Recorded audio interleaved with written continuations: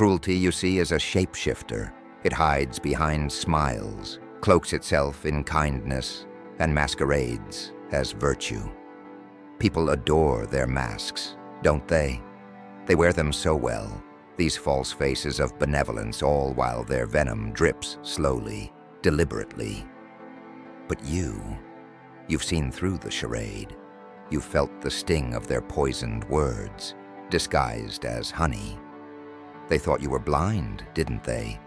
Too naive to notice the daggers they hid behind their backs. But you saw it all. Every fake smile, every empty promise, every betrayal carved with precision. Here's the thing about cruelty. It's not the pain it inflicts that cuts the deepest. No, it's the doubt it plants in your mind. They're artists, these people, masters of psychological warfare. With one hand, they pat you on the back. With the other, they dig your grave. And the worst part? They sleep soundly at night, wrapped in their delusions of righteousness. They wear their false virtue like armor, believing it shields them from the consequences of their actions. But armor, over time, can become a prison. And yet they made one fatal mistake. They thought their cruelty would break you.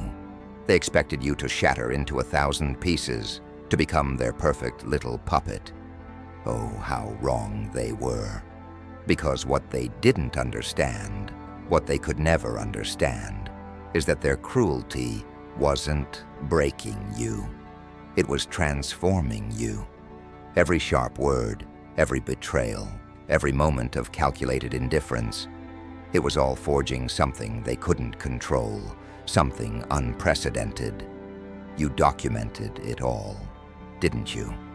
Like a photographer at a crime scene, you captured every cruel word, every false promise, every moment they thought they held power over you.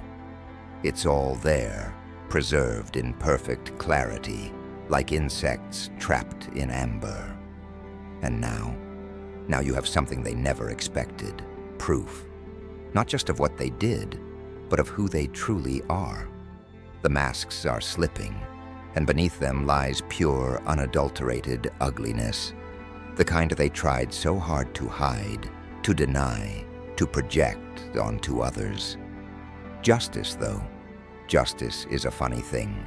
They think it comes with trumpets and banners, with judges in robes and gavels pounding on wood. But real justice, it's silent, it's patient. It's the slow unraveling of their carefully constructed lies. It's the moment they realize their masks have become transparent, and everyone can see the monsters lurking underneath.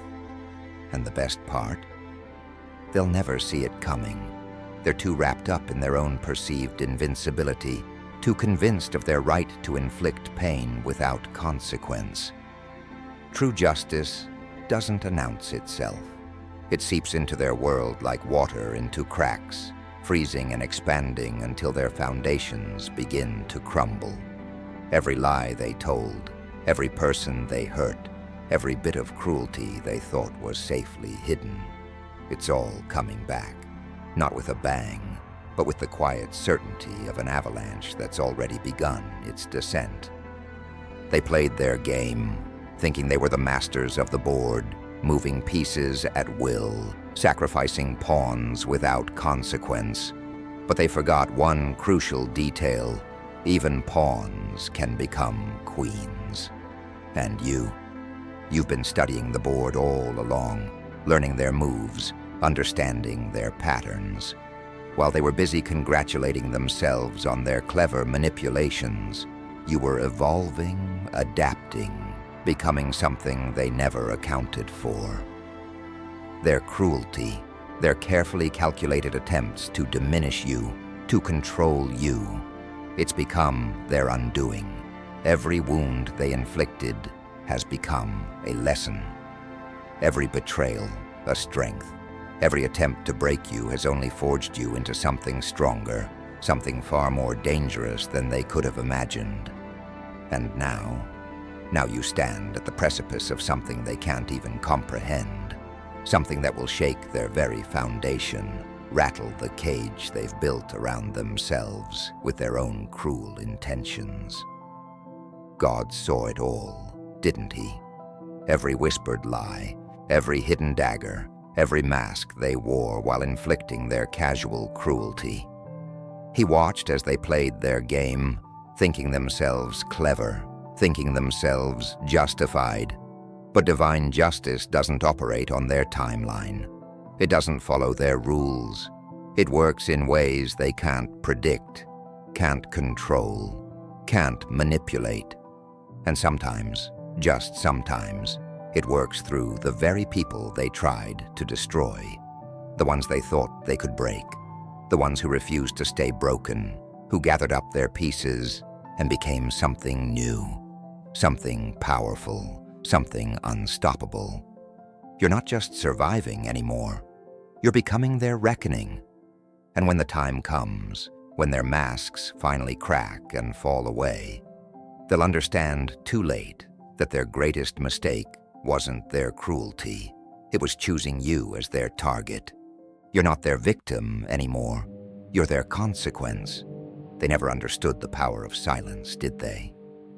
While they were busy making noise, flaunting their supposed superiority, you were watching, learning, growing in the shadows they cast.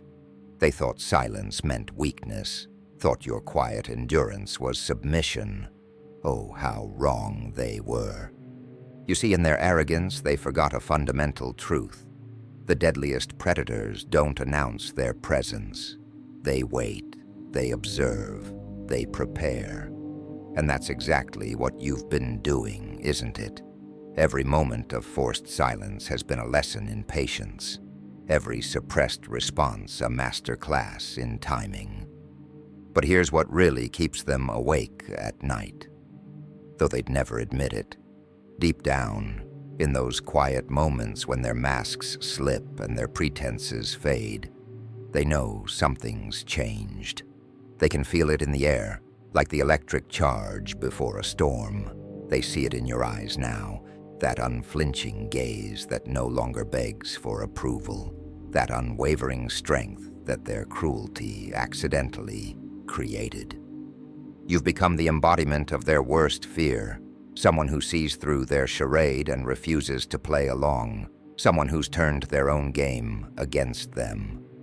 Remember how they used to whisper behind your back, thinking their words would never reach you. But words have a funny way of finding their target, don't they? Each poisoned arrow they launched became another piece of evidence, another reason for what's coming.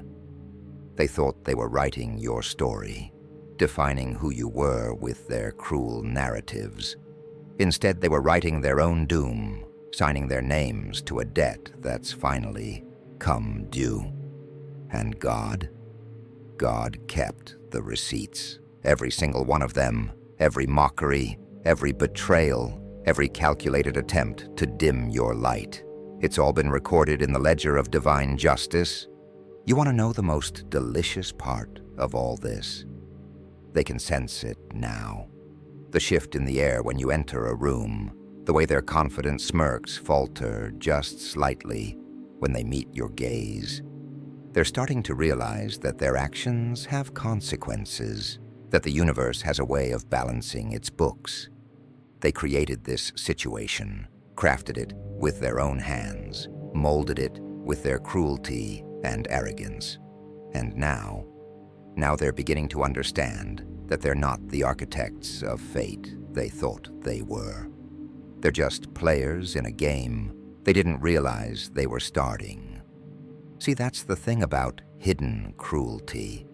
It leaves invisible scars, scars that run deeper than any physical wound, that reshape not just the flesh, but the very soul beneath it. They thought these scars would weaken you, mark you as their victim forever. Instead, these scars became your armor, your proof of survival, your testament to endurance.